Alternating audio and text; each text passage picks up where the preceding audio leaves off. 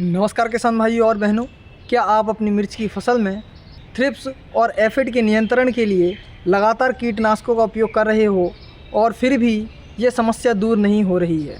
तो आज हम आपको बताएंगे इसके पीछे के कारण और इन कीटों के नुकसान और इनसे बचाव के प्रभावी उपाय। तो चलिए शुरुआत करते हैं। और इस वीडियो को आगे बढ़ाने से पहले आप हमारे चैनल को सब्सक्राइब कर दीजिए, नोटिफिकेशन बेल आइकन को दबा दीजिए ताकि इस तरह की नई नई जानकारी सबसे पहले आप तक पहुंच सके।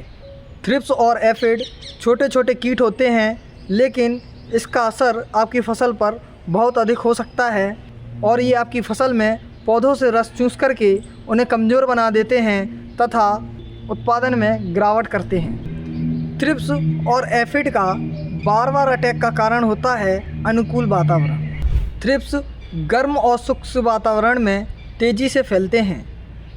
मिर्ची की पत्तियों के नीचे की सतह इनके लिए एक आदर्श स्थान होती है और एफिड का प्रकोप ठंडी और शुष्क जलवायु में तेज़ी से बढ़ता है और तापमान में उतार चढ़ाव इनके विकास के लिए अनुकूल होता है। और दूसरा कारण है, यदि आप अपनी मिर्च की फसल में अधिक नाइट्रोजन का उपयोग करते हैं तो मिर्च के पौधों की पत्तियां मुलायम हो जाती हैं, इनमें पोषक तत्वों की कमी हो जाती है जिससे ये कमज़ोर हो जाती हैं। फिर इस पर कीट आसानी से आकर्षित होते हैं और पौधे इन कीटों का सामना नहीं कर पाते हैं। Lady bird beetle, green lacewing और पैरासाइट ततैया ये प्राकृतिक शत्रु कीटों को नियंत्रित करते हैं। यदि इनकी संख्या खेत में कम हो जाती है या बराबर होती है तो थ्रिप्स और एफिड की संख्या बढ़ जाती है। और तीसरा कारण है बार बार रासायनिक कीटनाशकों का उपयोग करना। इससे कीटों में रोग प्रतिरोधक क्षमता पैदा हो जाती है जिससे कीटनाशकों का प्रभाव कम हो जाता है और खेत में बार बार कीटनाशकों की आवश्यकता पड़ती है।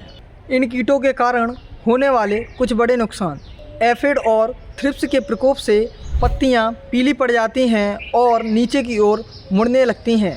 एफिड और थ्रिप्स के प्रकोप से फल का आकार छोटा रह जाता है या फिर विकृत हो जाता है। एफिड और थ्रिप्स की वजह से फूल झड़ जाते हैं। लेकिन किसान भाइयों, आप चिंता ना करें, सॉल के पास है आपके इस समस्या का जैविक उपाय।